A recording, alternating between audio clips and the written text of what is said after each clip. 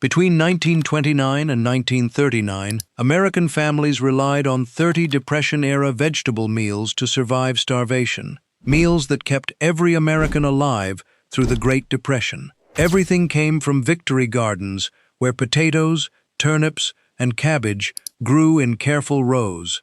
Dandelions got picked from neighbors' lawns before dawn. Families ate only what they grew or foraged without spending a cent. Store-bought food became a distant memory as gardens replaced grocery stores. One vegetable stretched into meals for entire weeks, while mothers invented recipes from desperation and necessity. These 30 forgotten dishes fed a starving nation. Tonight, we're bringing every single one back to life.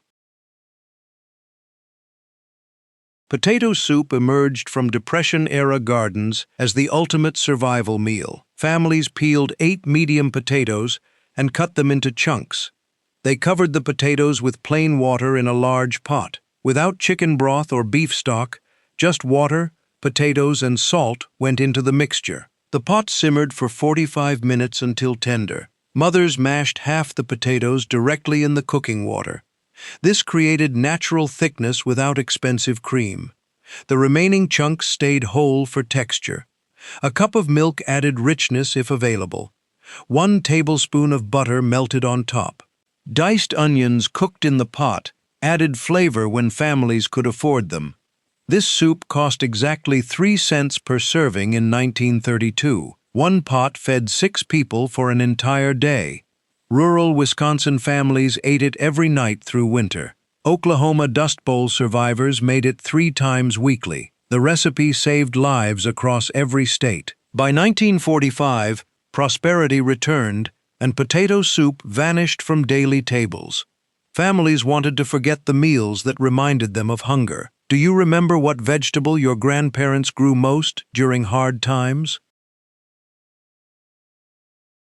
Mashed rutabaga fed Depression families when potatoes ran out. Grandparents grew these yellow-fleshed root vegetables in backyard gardens across the Midwest. The rutabagas survived frost better than most crops. They stayed buried in root cellars through entire winters. Families peeled the thick, waxy skin with sharp knives. They cut the dense flesh into 1-inch cubes. The cubes boiled in salted water for 30 to 40 minutes until fork tender. Mothers drained the cooking water and saved it for soup base. They mashed the rutabagas with a potato masher until smooth. A tablespoon of butter melted into the mash. Salt and pepper seasoned the dish. Some families added a splash of milk for creaminess. This recipe cost 2 cents per serving in 1933. The sweet, slightly bitter flavor satisfied hungry children. Minnesota farm families served it 3 times weekly during winter months. Pennsylvania coal mining families ate it alongside bread for complete dinners. The rutabaga's long storage life made it more reliable than potatoes. By 1950, Americans rejected rutabagas as poverty food. Supermarkets stopped carrying them. Today, most people under 60 have never tasted mashed rutabaga. What root vegetable did your family rely on when money disappeared? Boiled parsnips provided sweet nutrition during the darkest Depression years. These cream-colored root vegetables grew in nearly every victory garden. Families harvested them after the first frost, when natural sugars concentrated inside. The cold weather made parsnips taste sweeter than summer carrots. Mothers scrubbed the roots clean under cold water. They peeled away the tough outer skin. Sharp knives cut the parsnips into 2-inch pieces. The pieces boiled in lightly salted water for 20 minutes until tender. A fork pierced through them easily when done. Families drained the water and returned the parsnips to the hot pot. 1 tablespoon of butter melted over the steaming vegetables. A sprinkle of salt finished the dish. This meal cost 1 cent per serving in 1934.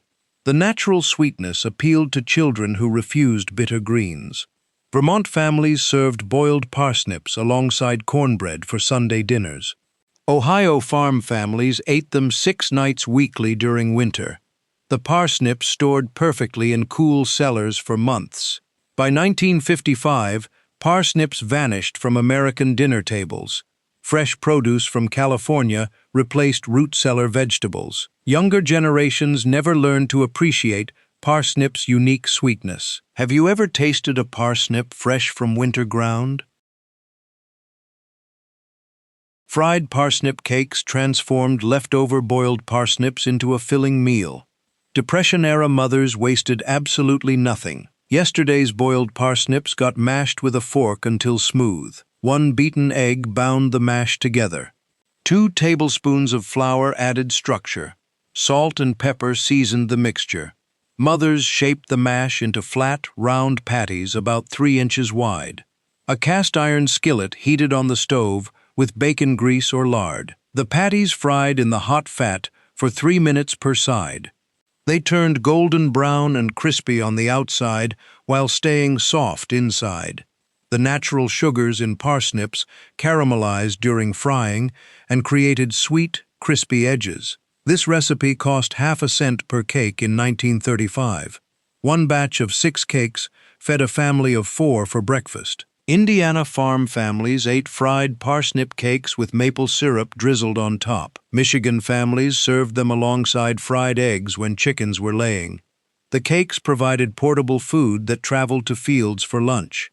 By 1960, this recipe disappeared completely from American kitchens. Processed breakfast foods replaced homemade vegetable cakes. Nobody remembers that parsnips once filled breakfast plates across the country. Did your grandparents ever fry vegetables for breakfast?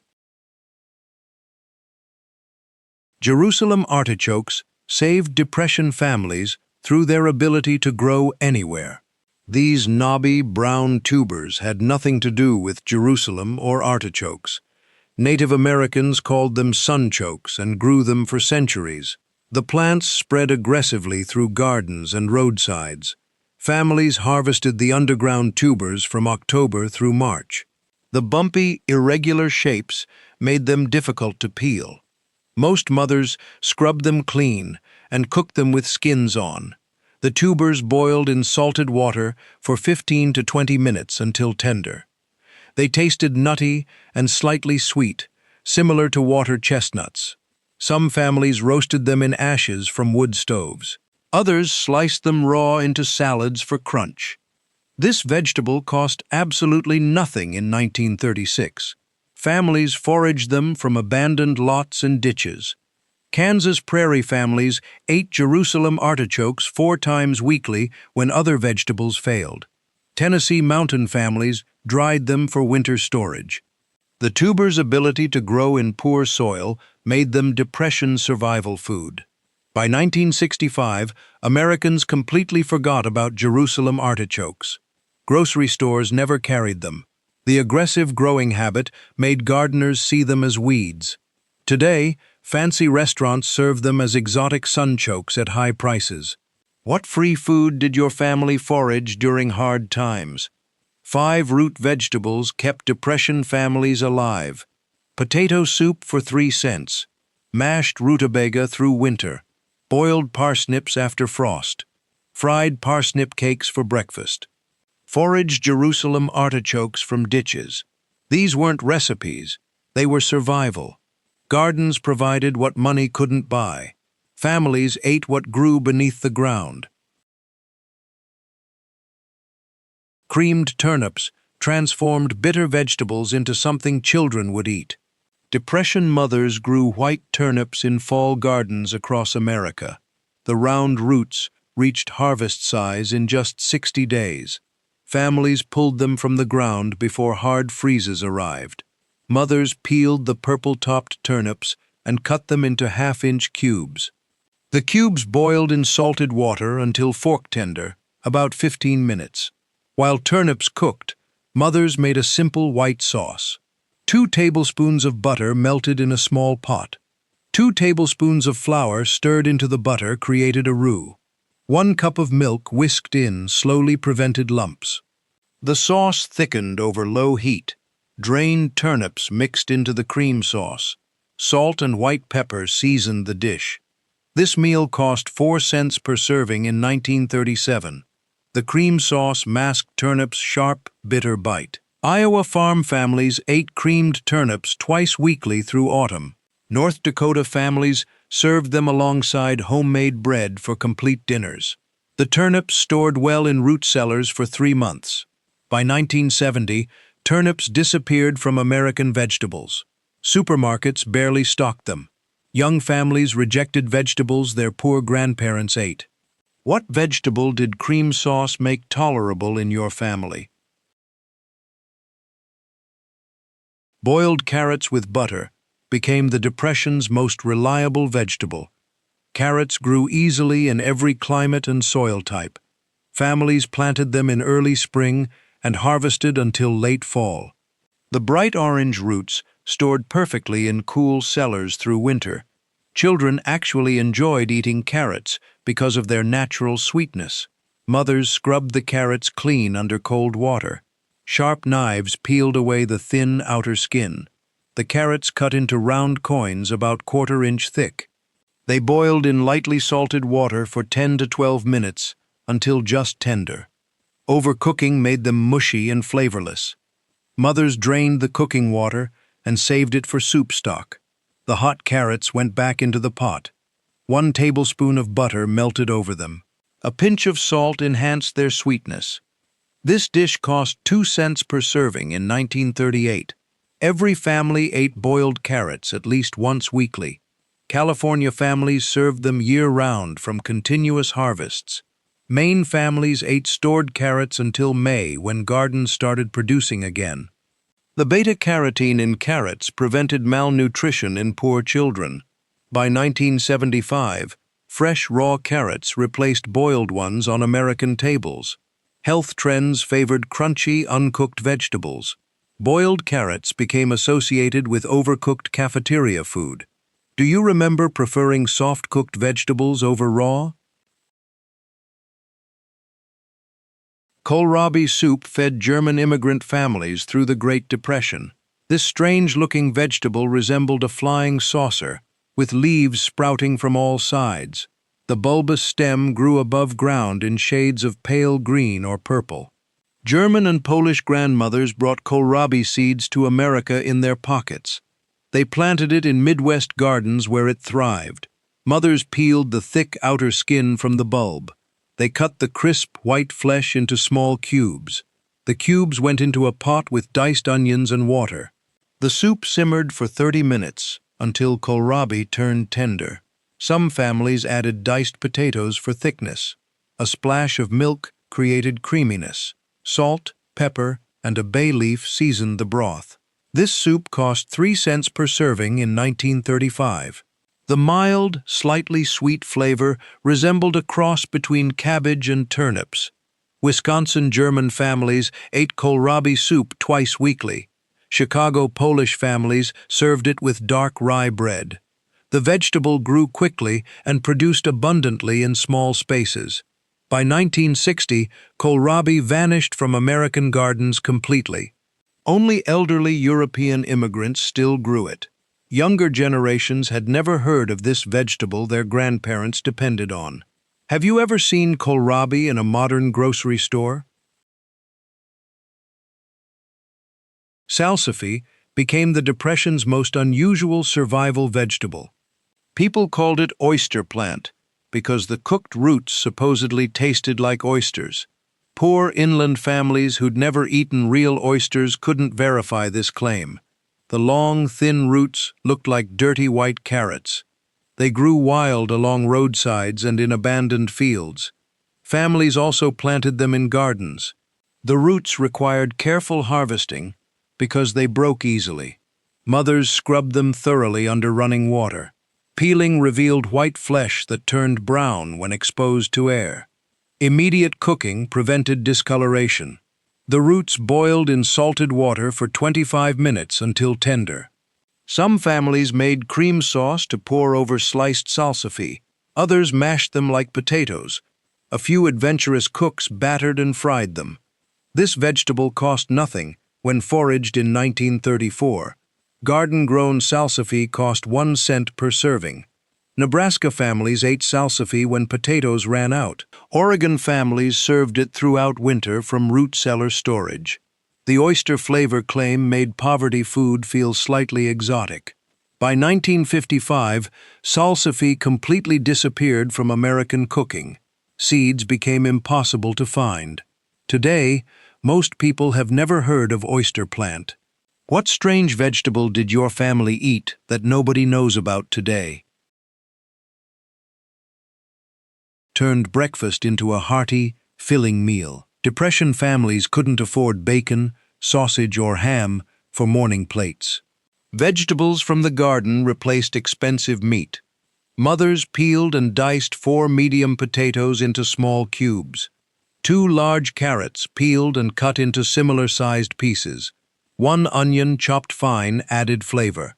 A cast-iron skillet heated on the stove with 2 tablespoons of lard or bacon grease. The potatoes went in first and fried for 10 minutes until starting to brown. The carrots and onions added next. Everything cooked together for another 15 minutes. The vegetables stirred occasionally to prevent burning. The hash developed crispy brown edges while staying tender inside. Salt and pepper seasoned the mixture. A fried egg on top made the meal complete when chickens were laying. This breakfast cost 5 cents per serving in 1936. It kept farm workers full until lunch. Kentucky coal mining families ate this hash before dawn shifts. Montana ranch families served it to children before school. The combination of starch and vegetables provided lasting energy. By 1965, cold cereal and toaster pastries replaced hot vegetable breakfasts. Convenience defeated nutrition. Nobody wanted to stand at a stove frying vegetables at 6 in the morning. What did your grandparents eat for breakfast during hard times? Creamed peas on toast became the Depression's most iconic comfort meal. This dish appeared on tables across every state, regardless of region or background. Mothers relied on dried peas stored in mason jars through winter months. Fresh peas came from summer gardens when available. Canned peas worked when families could afford the luxury. The peas boiled in lightly salted water until tender, about 5 to 8 minutes for fresh or canned. Dried peas required overnight soaking and 45 minutes of cooking time. While peas cooked, mothers made white sauce on the stovetop. 2 tablespoons of butter melted in a small saucepan. 2 tablespoons of flour whisked into the melted butter created a smooth roux. The mixture cooked for 1 minute to remove the raw flour taste. 1 cup of milk added slowly while whisking constantly prevented lumps from forming. The sauce thickened over medium heat for about 5 minutes. It turned smooth and creamy. Drained peas stirred directly into the finished cream sauce. Salt and white pepper seasoned the mixture. A pinch of sugar balanced any bitterness. Toasted bread became the base for serving. Families used homemade bread when possible. Store-bought bread appeared only during better times. The creamy peas spooned generously over the toast. Each serving soaked into the bread and created a complete meal. Some families added a chopped hard-boiled egg to the peas for extra protein. Others sprinkled paprika on top for color. This meal cost 4 cents per serving in 1933. It fed children breakfast, lunch, or dinner interchangeably. Massachusetts factory families ate creamed peas 3 times weekly. Texas farm families served it when meat became unaffordable. The dish provided protein from peas and calcium from milk. By 1960, creamed peas on toast became a joke about institutional food. School cafeterias had served it so often that entire generations rejected it. The dish represented poverty and deprivation instead of comfort. Succotash combined 2 garden staples into one nutritious dish. Native Americans taught colonists this combination centuries before the Depression. But the 1930s made succotash essential survival food again. Families grew corn and lima beans in every available garden space. Both vegetables dried easily for winter storage. Fresh succotash appeared on summer tables when gardens produced abundantly. Dried versions sustained families through cold months. Mothers shelled fresh lima beans from their pods. corn kernels cut from cobs with sharp knives. Equal parts of both vegetables went into a large pot. Water barely covered them. The mixture simmered for 20 to 30 minutes until both vegetables turned tender. Butter enriched the dish when available. Most families used bacon grease saved in tin cans near the stove. 1 tablespoon of fat stirred into the hot vegetables added richness. Salt and pepper provided the only seasoning needed. Some Southern families added a splash of cream during good weeks. Others stirred in diced onions for extra flavor. The corn's natural sweetness balanced the lima beans' starchy texture perfectly. Dried succotash required different preparation. Both corn and beans soaked overnight in separate bowls. The beans needed 45 minutes of boiling time. The dried corn required 30 minutes. Families combined them during the last 15 minutes of cooking. The result tasted nearly identical to fresh succotash. This dish cost 3 cents per serving in 1934. Every region claimed succotash as their own recipe. Virginia families ate it weekly through summer and fall. Iowa families served dried succotash all winter long. The combination provided complete protein without expensive meat.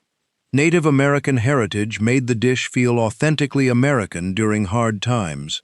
By 1965, frozen mixed vegetables replaced homemade succotash. Convenience won over tradition. Lima beans developed a reputation as the most hated vegetable in America. Children refused them. Mothers stopped cooking succotash entirely. The Depression-era staple vanished within 1 generation. Do you remember being forced to eat lima beans as a child?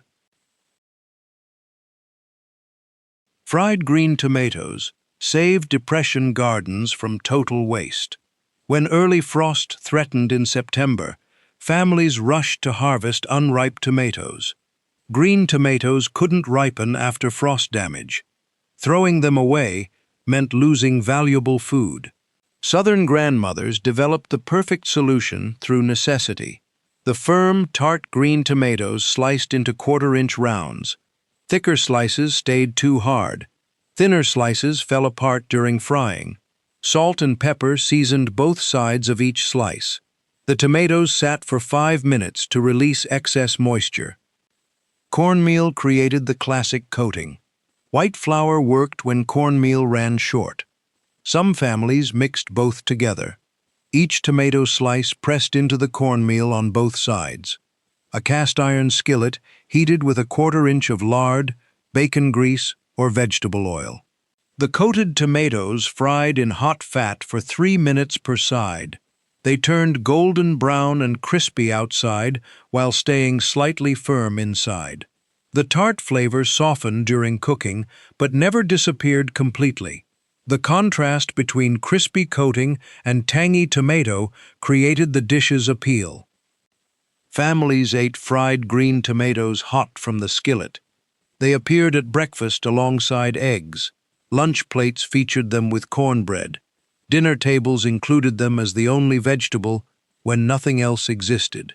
Some creative cooks made sandwiches with fried green tomatoes between bread slices. Others served them with cream gravy poured on top.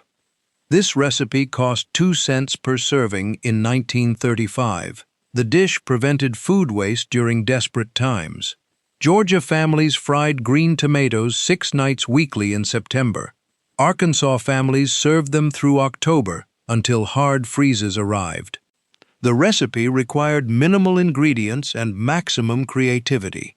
By 1970, fried green tomatoes vanished from most American tables. Only deep Southern families kept the tradition alive. Then a 1991 movie brought them back into popular culture. Suddenly, everyone wanted to taste Depression-era fried green tomatoes.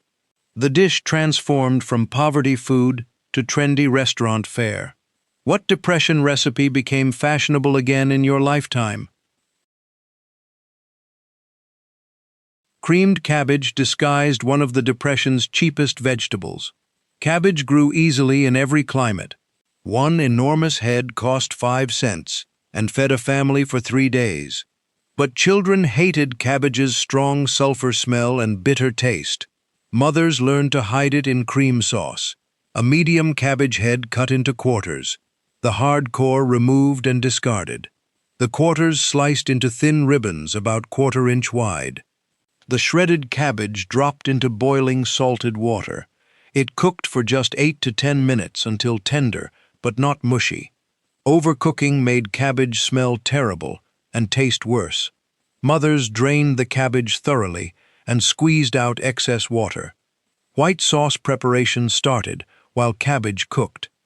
3 tablespoons of butter melted in a saucepan. 3 tablespoons of flour whisked into the butter. The roux cooked for 2 minutes while stirring constantly. 1½ cups of milk added slowly created a smooth, thick sauce. Salt, white pepper, and a tiny pinch of nutmeg seasoned the mixture. The drained cabbage stirred into the cream sauce. Everything combined thoroughly. Some families added caraway seeds for a German touch. Others mixed in diced onions cooked soft in butter. A few mothers topped the dish with buttered breadcrumbs and baked it for 10 minutes. The cream sauce transformed bitter cabbage into something almost luxurious. This meal cost 3 cents per serving in 1936.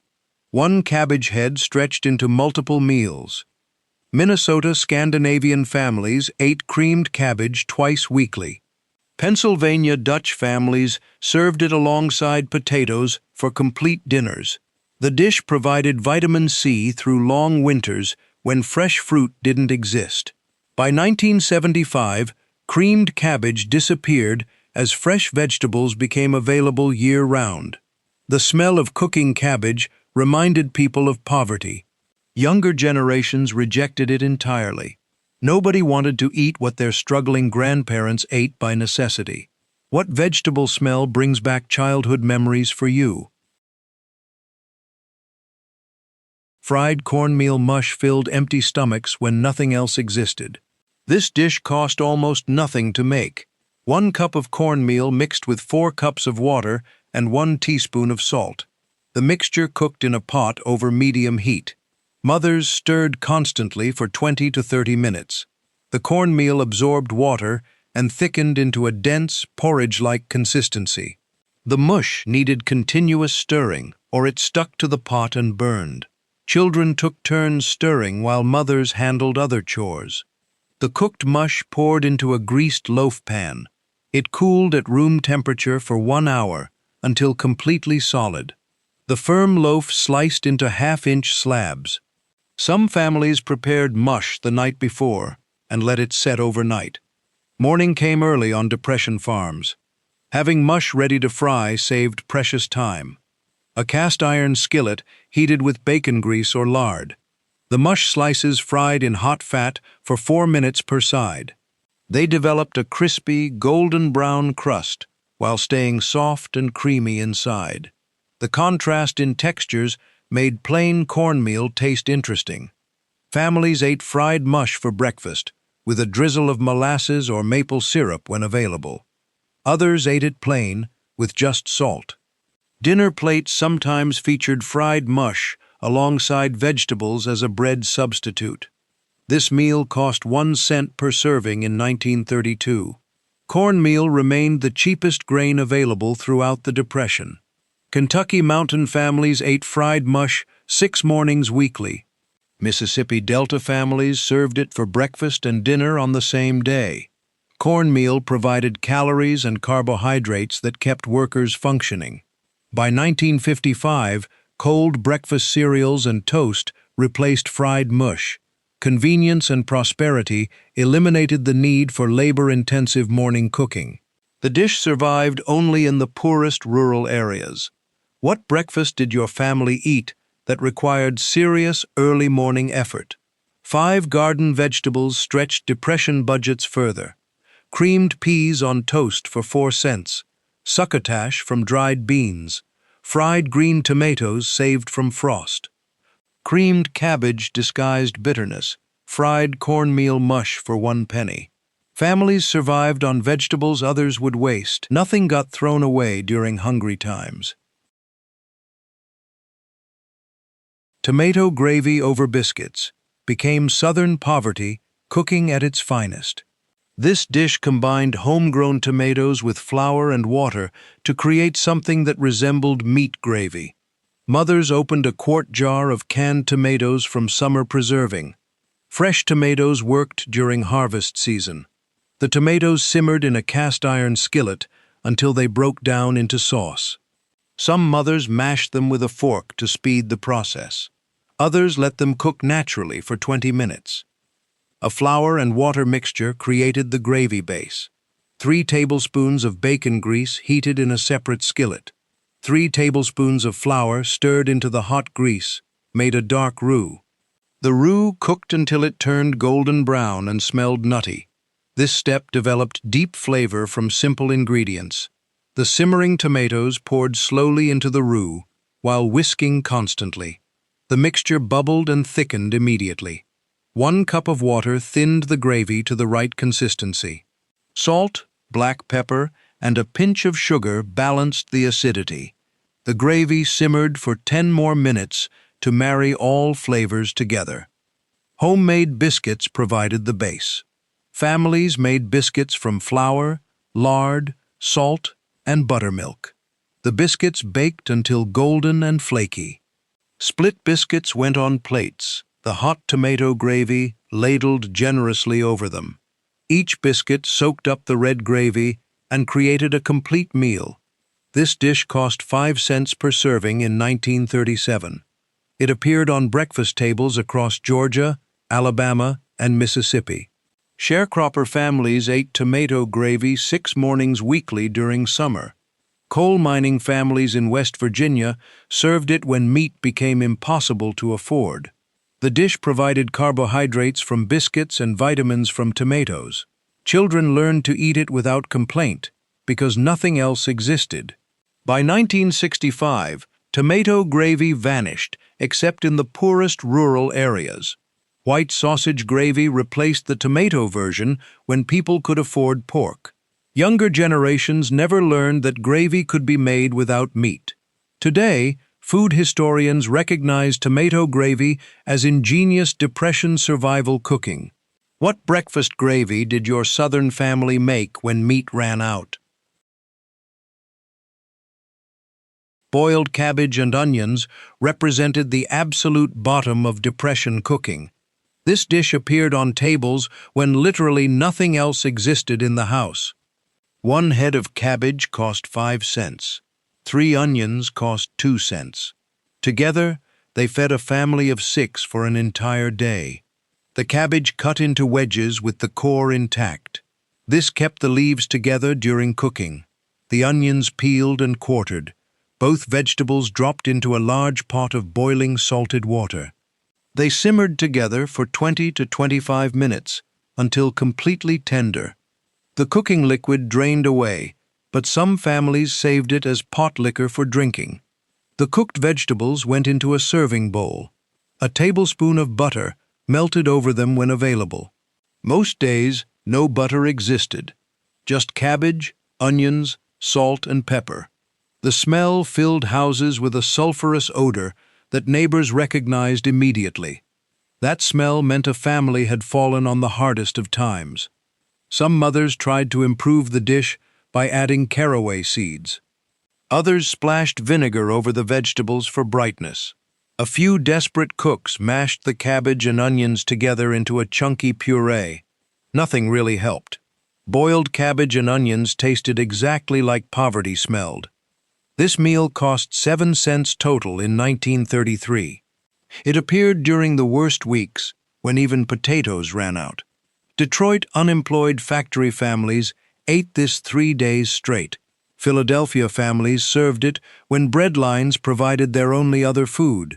The dish kept people alive, but it never satisfied. Everyone who ate it remembered the taste decades later. By 1950, the first thing prosperous families eliminated was boiled cabbage and onions. Nobody wanted reminders of the worst Depression meals. The dish vanished completely within 5 years of the war ending. Children who ate it swore they would never serve it to their own kids. That promise got kept. What depression meal did your family vow to never eat again? String beans with potatoes combined two reliable garden crops into one pot. This dish appeared on summer and fall tables across every region. Families grew green beans on poles and bushes throughout their gardens. The beans produced abundantly from June through October. Mothers picked them young when they snapped easily. Old beans turned tough and stringy. The fresh beans got their ends snapped off. Each bean broke into 2 or 3 pieces. Potatoes peeled and cut into chunks about the same size as bean pieces. Both vegetables went into a large pot together. Water barely covered them. A piece of salt pork or bacon added flavor when available. Most days, just vegetables and water went into the pot. The mixture simmered for 30 to 40 minutes until both potatoes and beans turned completely tender. Depression families preferred vegetables cooked soft rather than crisp. Tender vegetables filled stomachs better than crunchy ones. The cooking liquid reduced during simmering. By the end, just enough pot liquor remained to keep everything moist. Some families drank this vitamin-rich liquid. Others used it to make soup the next day. The beans and potatoes went into a serving bowl. A tablespoon of bacon grease stirred in added richness. Salt and black pepper provided the only seasoning needed. This meal cost 4 cents per serving in 1938. It fed families throughout the growing season. Kentucky families ate string beans and potatoes 4 times weekly in summer. Ohio families canned this combination for winter eating. The dish provided complex carbohydrates from potatoes and fiber from beans. Nutritionally, it created a balanced meal without expensive meat. By 1970, fresh vegetables served crisp tender replaced the Depression preference for soft-cooked. French techniques influenced American vegetable cooking. Nobody wanted mushy green beans anymore. The dish survived only in Southern cooking, where tradition mattered more than trends. Creamed corn brought summer's sweetness to Depression tables. Fresh corn grew in every rural garden and many city plots. The corn reached peak sweetness for just 2 weeks during late July or early August. Families had to process it immediately or lose the harvest. Mothers shucked the corn and removed every strand of silk. A sharp knife cut down each row of kernels. The knife blade stayed close to the cob. This released whole kernels. Then the back of the knife scraped down the cob again. This released the sweet corn milk and pulp left behind. A cast iron skillet heated over medium flame. The corn kernels, milk, and pulp all went into the skillet together. A 1/4 cup of water prevented sticking. The mixture cooked for 10 to 15 minutes while stirring constantly. The corn released more liquid as it heated. Natural starches thickened everything into a creamy consistency. A tablespoon of butter melted into the corn.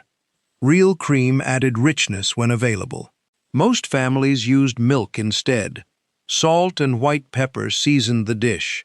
A tiny pinch of sugar enhanced the corn's natural sweetness. The finished creamed corn had a thick, porridge-like texture. Fried okra grew throughout Southern Depression gardens. This uniquely Southern vegetable thrived in hot, humid climates where other crops failed. The green pods grew on tall plants that produced abundantly all summer. Mothers picked okra when pods reached 3 inches long. Larger pods turned woody and inedible. The fresh okra sliced into 1/4-inch rounds. The slicing released sticky, mucilaginous liquid that coated everything. This slime gave okra its distinctive texture. Some people loved it. Most people outside the South hated it. Cornmeal coating transformed slimy okra into crispy deliciousness. The okra slices tossed in a bowl with salt and pepper. Buttermilk covered them and sat for 5 minutes. Some families skipped the buttermilk and went straight to dry coating. Yellow cornmeal mixed with a little flour in a shallow dish. Each okra slice rolled in the cornmeal mixture until completely coated. A cast iron skillet heated with half an inch of lard or bacon grease, the coated okra fried in hot fat for 2 to 3 minutes per side. The pieces turned golden brown and crunchy outside while staying tender inside. The fried okra drained on newspaper or brown paper bags. Families ate it hot from the skillet. It appeared at every summer meal from June through September. Some mothers canned okra for winter frying. Others dried it in the sun for later use. This dish cost 3 cents per serving in 1935. Georgia families ate fried okra daily during harvest season. Louisiana families served it alongside rice and beans for complete meals. The dish provided fiber and vitamins C and K. Frying eliminated okra's slimy texture that turned northern stomachs. By 1975, fried okra remained popular only in the Deep South. 5 more garden vegetables kept families fed.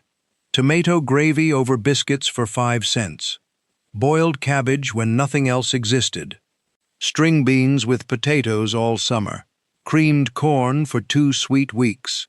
Fried okra throughout the South. These weren't side dishes. They were complete meals when meat disappeared entirely. Dandelion salad represented true Depression survival food. Families foraged dandelions from roadsides, yards, and fields completely free. No garden space required. No seeds to buy. The bright yellow flowers bloomed everywhere from April through October. Smart foragers knew to pick dandelion greens before flowers appeared.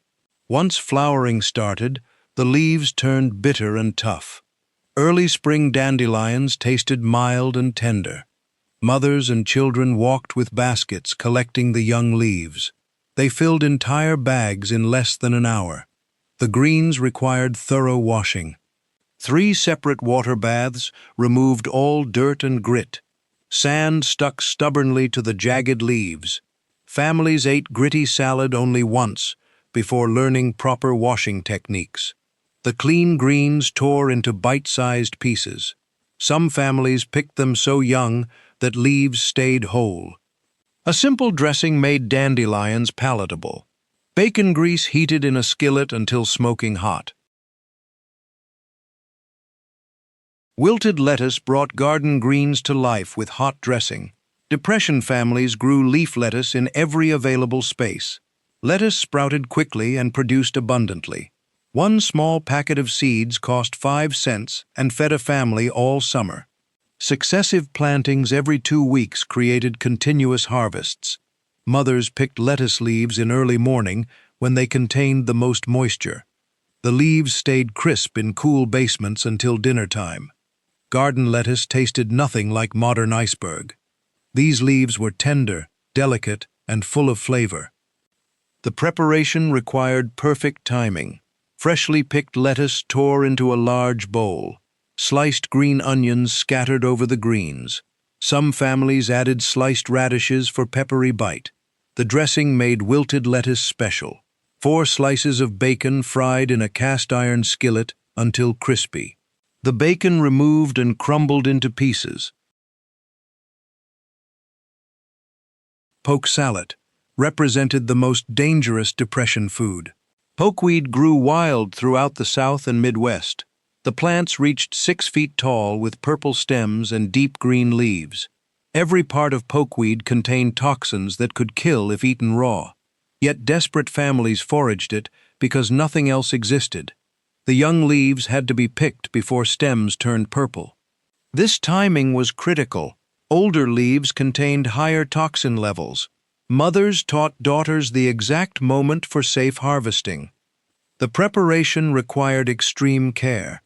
Young poke leaves went into a large pot of boiling water. They boiled hard for 5 minutes. The cooking water turned dark green from released toxins. Mothers drained this poisonous water completely and threw it away. Fresh water went into the pot. The leaves boiled again for 5 more minutes. This water also got discarded. A third boiling followed. Only after 3 complete water changes did poke become safe to eat. Any shortcuts could cause severe illness or death. The triple-boiled greens cooked until completely tender. All bitterness and toxins had leached away. The greens tasted similar to spinach but earthier.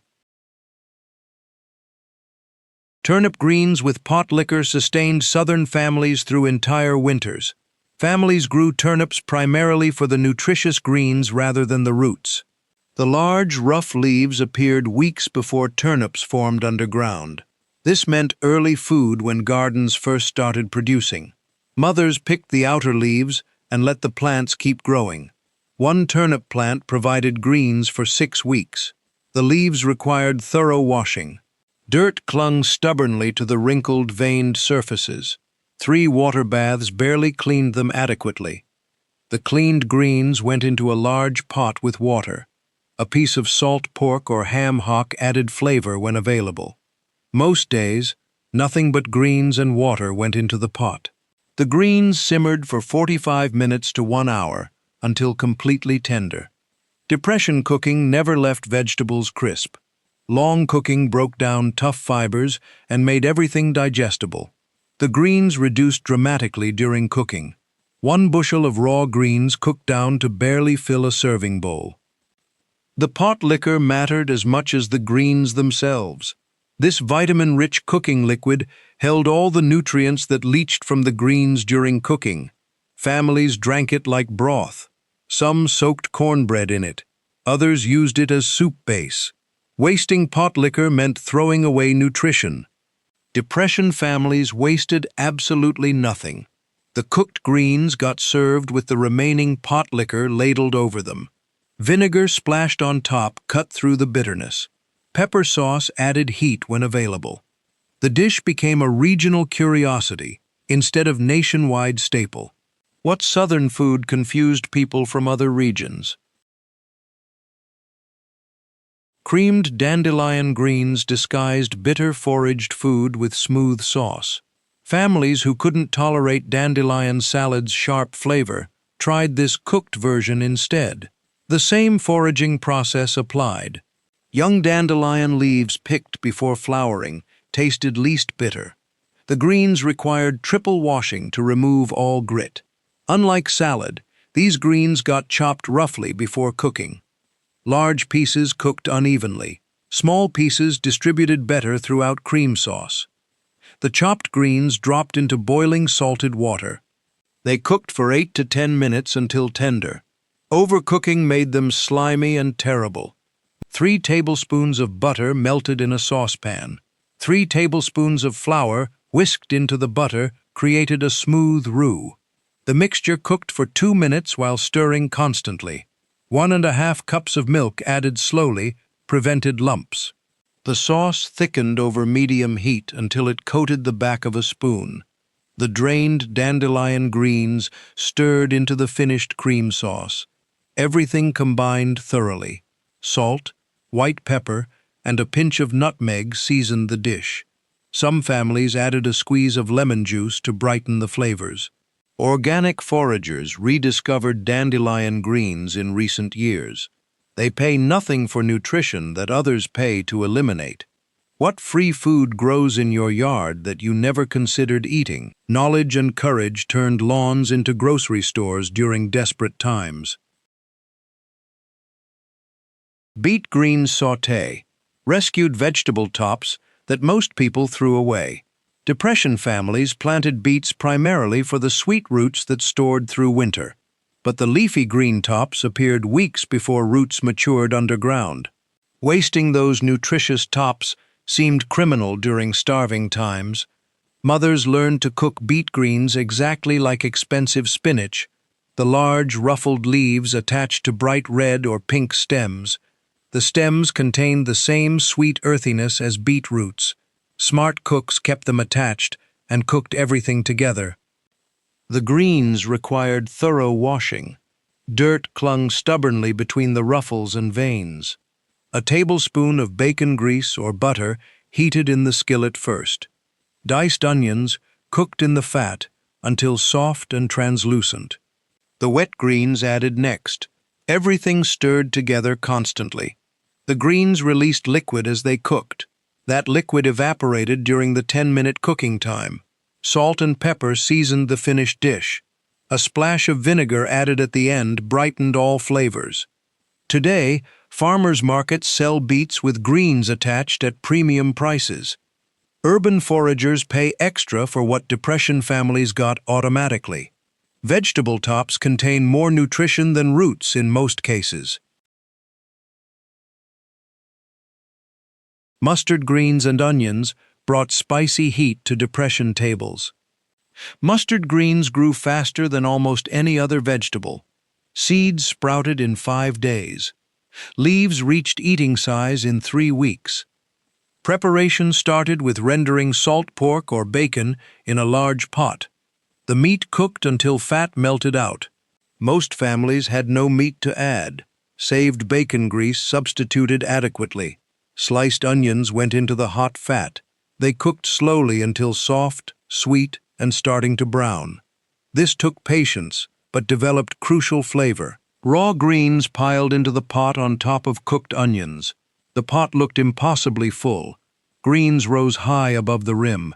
A lid pressed down on the mound of raw greens. The pot sat over low heat. Within 5 minutes, the greens wilted dramatically and fit inside the pot. A cup of water added moisture. The greens simmered for 30 to 40 minutes until completely tender. The liquid reduced during cooking. By the end, just enough pot liquor remained to keep everything moist. Salt and pepper seasoned the finished dish. Vinegar splashed on top was essential. Without acid, mustard greens tasted overwhelmingly bitter. Collard greens sustained Southern families through the longest, coldest Depression winters. These large, blue-green leaves tolerated frost better than any other vegetable. Mothers stripped leaves from thick center stems. Those stems were too fibrous to eat. The leaves tore or chopped into large pieces. A big pot filled with water and a piece of salt pork when available. The pork simmered for 30 minutes to create a flavorful broth. The collard greens added to the pot. They cooked for 1 to 2 hours until meltingly tender. Depression cooking never rushed. Low heat and patience created the best results. The cooking liquid reduced significantly during the long simmer. What remained became precious pot liquor. Families drank it, soaked cornbread in it, or saved it for soup. The cooked collards were served with pot liquor ladled over them. Pepper, vinegar, and hot sauce sat on the table. Everyone seasoned their own portion to taste. Some liked them spicy. Others preferred them plain. The collards tasted earthy, slightly bitter, and deeply satisfying. By 1975, collards remained popular only in the Deep South and among African American families. The rest of America never developed a taste for long-cooked greens. The dish became a cultural marker rather than nationwide staple. Health food advocates rediscovered collards in the 1990s as a superfood. Suddenly, everyone wanted to eat what poor Southerners never stopped eating. What poverty food became a health trend decades later? Kale soup warmed Depression families through brutal winters. Kale grew in northern gardens where collards failed. The curly green or purple leaves tolerated temperatures below freezing. Snow buried gardens in January. Kale leaves poked through and stayed harvestable. This winter survival trait made kale essential in harsh climates. European immigrants brought kale seeds to America in their pockets.